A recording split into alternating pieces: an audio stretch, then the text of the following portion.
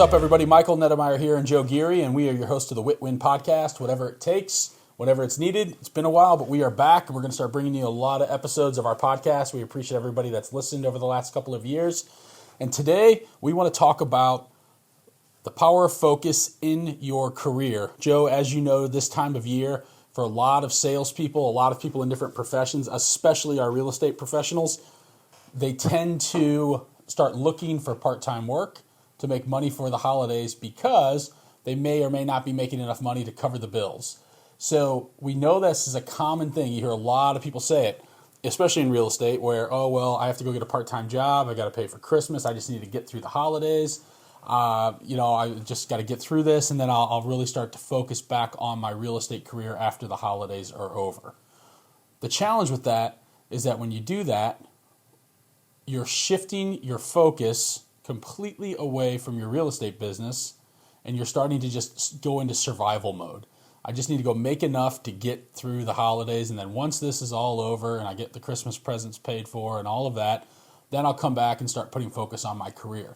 So you're doing a couple of things. One, you're telling yourself that you're not really committed to your profession, because if you were, you would go all in on it and not take your focus and time and energy away from the thing you should be doing, which is continue to push your business forward. Do you see that in this industry quite a bit, Joe? Yeah, it happens all the time, especially like you said right now, when things get tough with the market shifting, especially in real estate right now. And I know a lot of other industries are experiencing it as well, is that the market's more challenging. It's not as easy as it was last year in 2021 or in 2020 to sell products or sell homes. So a lot of people are trying to find an alternative solution. Instead of just focusing on their one thing and trying to find solutions to get better, they're just completely tapping out and they're looking for other opportunities outside of what they're skilled at. Yeah, totally agreed. So if that happens, and I understand too, especially like seasonality stuff. I know what it's like to not have any money at Christmas time, and I know how stressful Christmas can be. In the past, trying to think about how you're going to pay for gifts for family members and loved ones and everything like that. I know it's an expensive time. And what happens, though, is that people go take these part-time jobs and they take all their energy away from their main focus, and then they get through the holidays and then they have to start over. Rather than, what if you stayed focused and committed and said, you know what, I'm not going to go take a part-time job. I'm going to go figure this thing out, and I'm going to go sell something and make a sale. Also, you have to look at it, what does that part-time job pay? And let's just say for math's sake here, it pays $25 an hour, and you work 20 hours a week. I can't do math in my head, but how much is that, Joe? $600 a week? Is that right? Yep, 25 times 20. Yeah. $600 a week. So 500 actually. 500? So a little okay. less, yeah. I was not much. Before taxes. Student. Yeah, as a C student. Yeah. So $500 a week is what you were making in that part-time job. Or if you worked full-time, let's just say you totally jumped out of real estate for the minute or whatever industry you're in, and you go full-time, it's $1,000 a week before taxes, take taxes out, $700, something like that. Over the course of a month, if you're doing full-time, $2,800, what if you went and sold one more house? Like, what if you sold a house for $250? You make $7,000, $6,700, something to that effect, right? 3 times basically what you could make doing this part-time, full-time job or more. Why wouldn't you just put focus on going in to sell something? And that's what I never understood when people have the mindset around this, because they're thinking for the moment, and they're shifting focus and taking all of their power away because they're going into survival mode. I just need enough to get through the Christmas, through the holidays, this or that, rather than saying, why don't I go all in on my career here and go do whatever I take? And if I'm going to go commit 20 or 40 hours to go work for somebody else, why wouldn't you take that same time and commit to yourself in your business to go make substantially more money? But people don't think that way for whatever reason, and that's why we're talking about this today, is because we have to shift our thinking when it comes to this. If I'm going to go be prepared to go do this for somebody else, why wouldn't I do it for myself? Why wouldn't I take 20 extra hours a week and go talk to more people about real estate or whatever product it is that I'm selling? Chances are, if you took that 20 hours, you would make substantially more than $8,000. Agreed, and I think the challenge that a lot of people have is it's not instant. You're not going to call one person today, get a $250,000 listing or an $800,000 listing tomorrow, and then sell it the next day. Yeah. It takes time to build that, and I think that's the struggle that a lot of people have, is they want it right now. Just like everything in society, it's instant gratification. And the one thing I want to say too is, with Christmas and with the holidays, if you're broke right now, don't feel like you're obligated to get people gifts. Because think about it, if you had a friend or if you had a parent that was broke, would you expect a gift from them? Would you say, "Oh, Dad, how come you didn't give me a gift? You're broke. I need a gift from you, and you're doing well." No, you wouldn't expect a gift from them. So don't feel bad if you don't get people things for 1 year. It's okay. It's just Christmas. It's been extremely commercialized that everybody has to get a ton of gifts every year. So stores, businesses can sell more products. So don't feel super obligated to get people gifts if you're broke.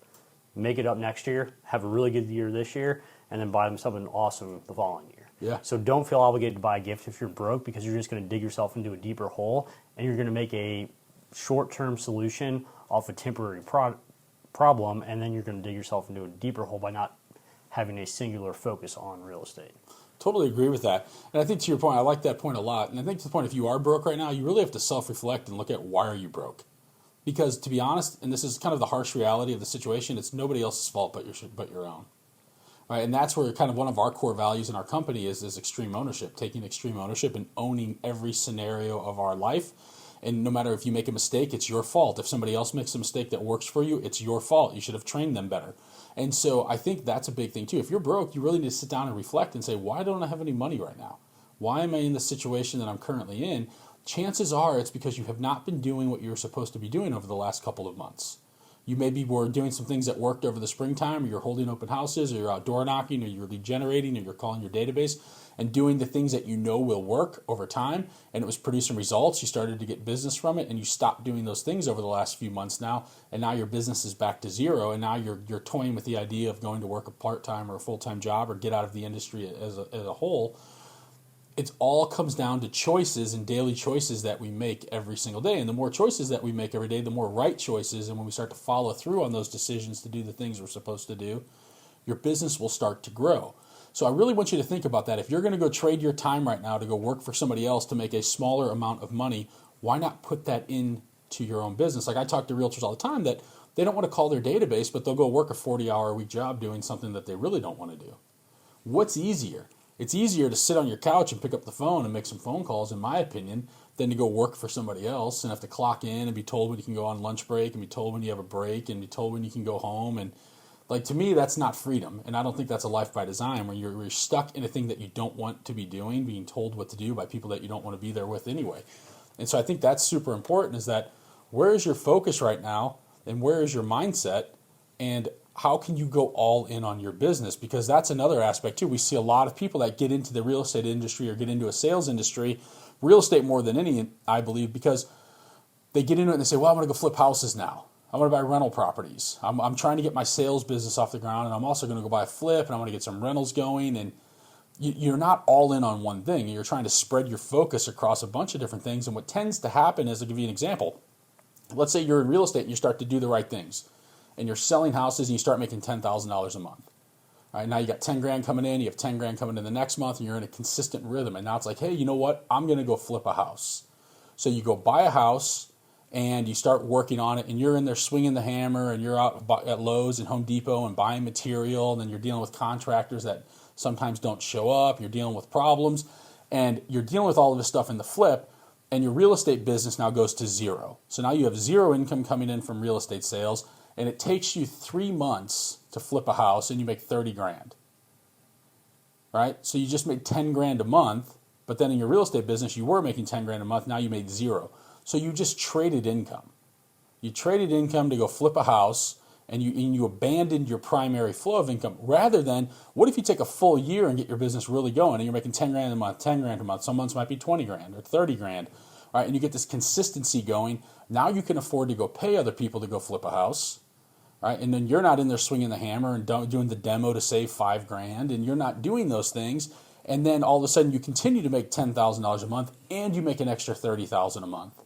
Well, now you're getting ahead, rather than just trading dollars back and forth. So the power of focusing on your career and really going all in on it, it plays in 2 parts here. One, it's if right now you're in a slow spot and you're thinking about getting a part-time job or getting out of the business, really reflect and say, what if I just put more time into my business? How much time have you put into your business? Do you wake up every day with no sense of urgency, no plan, just nothing, just kind of hope somebody calls you? Because that's not a strategy. Hoping somebody calls you and says, hey, I'm ready to buy a house, is a horrible strategy in this business.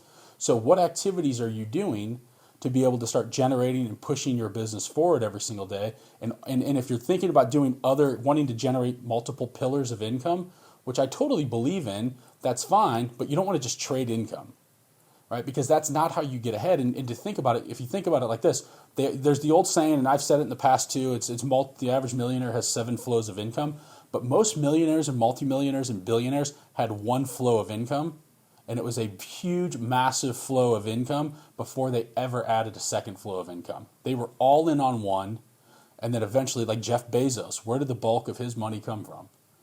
Amazon. Amazon. Very long time too. He was didn't all just do in. Amazon for 1 year and then go start something else. He did Amazon for 30 plus years. Exactly. He was all in on one flow, and he built it so massive that now he can have Blue Origin and all these other, and they buy company after company. And now he might have, I have no idea, hundreds of flows of income. I have no clue, but it all started from one solid one. You can't have one drip and then go ahead and a second drip and a third drip. And it's like, let's get a flow of money coming in before we add the second flow of money and the third. Otherwise, you just have 10 little drips coming in, and it's more of an inconvenience more than anything. Yeah, and I think one thing that people discount too is that every industry is a competition. The goal is to be, how can you be the best person in your city? How can you be the best person or company in your state, in the nation, in the world? And the thing is, if you stop doing what you're doing, you're not even trying to compete. You're just going to be at the bottom of the barrel where you get the scraps. So it's all about thinking out of like a competition. How can you win the Super Bowl this year? Or how can you be top dog for the year and then just keep doing that year after year after year? But if you lose focus and you try to go do something else, you're never going to be the best. Like look at Tom Brady, for example. When he got drafted into the NFL, he was overlooked, he never played, and all of a sudden someone got injured, he had his opportunity, and the reason he had that opportunity is he kept consistently putting the work in, outworked everybody else, and then when his moment came, he took advantage of the moment and kept going. Same thing with your business. If you just quit doing the work, even when the results aren't there, when your opportunity comes, you're not going to be ready for it and be prepared and then become the best that you could be. You're absolutely right. And Brady, too, he was a super late draft pick. I can't remember what round, 6th round or something. It was super late. Towards the latter half. Somebody will know that. But super late. But he told Robert Kraft, the owner, he said, hey, I'm the best decision this organization's ever made. Like he had that belief in himself that he was going to be the best. And you're absolutely right. I think that's what is required. If you want to be a top salesperson, no matter what industry you're in, you have to have a belief that you are a top salesperson. And a lot of that comes through, one, just showing up.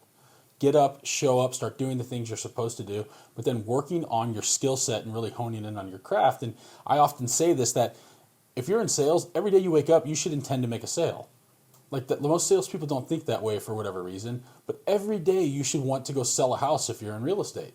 And if you didn't sell a house today, you need to go get in front of somebody today that you can sell a house to. Or if you sell insurance or you sell electrical services, doesn't matter.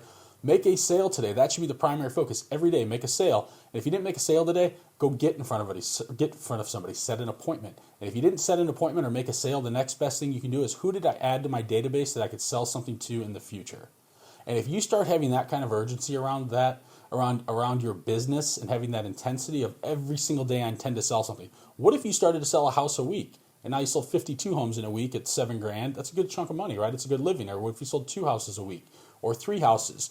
That is definitely doable, and it's things that can happen. But most salespeople make sense of just like selling with the averages. Well, the average is, if I sell 1 a month, I'll be, I'll make enough money, and it should cover the bills. And what if you sold 2 a month or 3 a month or 10 a month? What does your business look like? So start to adapt that intensity and that focus around, I need to go sell some stuff. I need to go make some money. I need to start hitting my goals, and that requires work. It requires showing up and doing the things we're supposed to do, and not going into scarcity and fear mode. There's so many things right now that would allow, to your point, Joe, the market has shifted. Things are different. The economy most likely will get worse over the next couple of years. A lot of economists are predicting more of a hard recession into a depression by the latter part of this decade.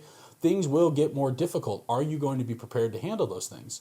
One, you need to stockpile cash. In order to stockpile cash, it means you have to go make more money.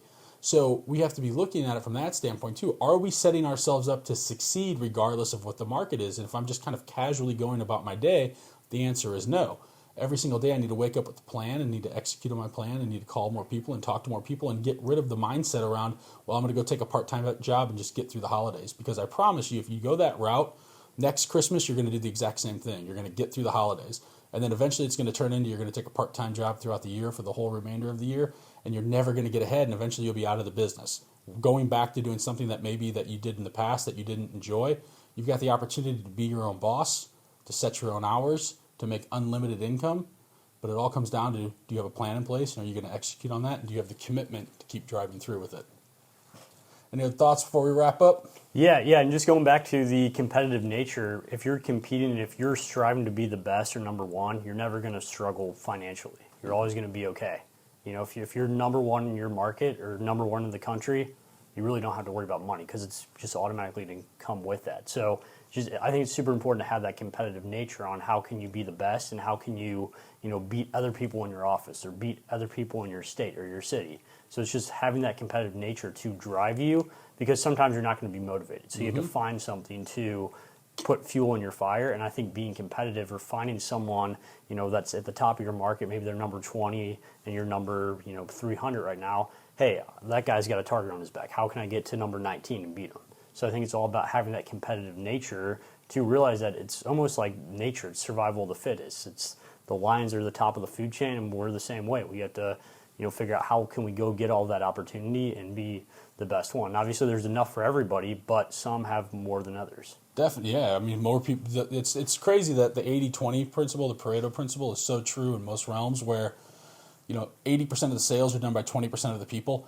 Is that just by happenstance or just luck, or is it because that 20% is constantly doing the things they're supposed to be doing? And if you want to be in that 20% or in that 5% or 1%, you have to do the things you're supposed to be doing every day. And to your point, Joe, you're not always going to feel motivated. That's where discipline comes into play, because you're not going to feel motivated and you're not going to feel like doing it every day. And what happens, those people will stop and say, I'll do it tomorrow. I'll pick it up on Monday. On Monday, I'm going to start. It's Wednesday, and you say, you know what? On Monday, I'm going to start getting this really going. Well, if it was important to you, you would start today. You would stop whatever you're doing and say, I'm going to be prepared to do whatever it takes to go get my business going, so I never have to think about taking a part-time job ever again. And I'm going to do whatever I have to do. I'm going to call whoever I have to do. I'm going to go door knock whoever I have to door knock. I'm going to do open houses as many times as I have to. I'm going to do everything I have to do in order to never have to worry about money again. And I promise you, when you have that kind of that sense of urgency and you have that mindset around, I'm prepared to do whatever it takes to win, and you have that competitive nature, you're going to start to win. You're going to start to see your checking account go up, and you're never going to look back. Hope that helps. Thanks, everybody, for listening. If you like this podcast, like and subscribe, please. That helps us. Or share it with a friend that you think it might be beneficial to. We're going to start pushing these out every week again. So thank you all for being on. Talk to you soon.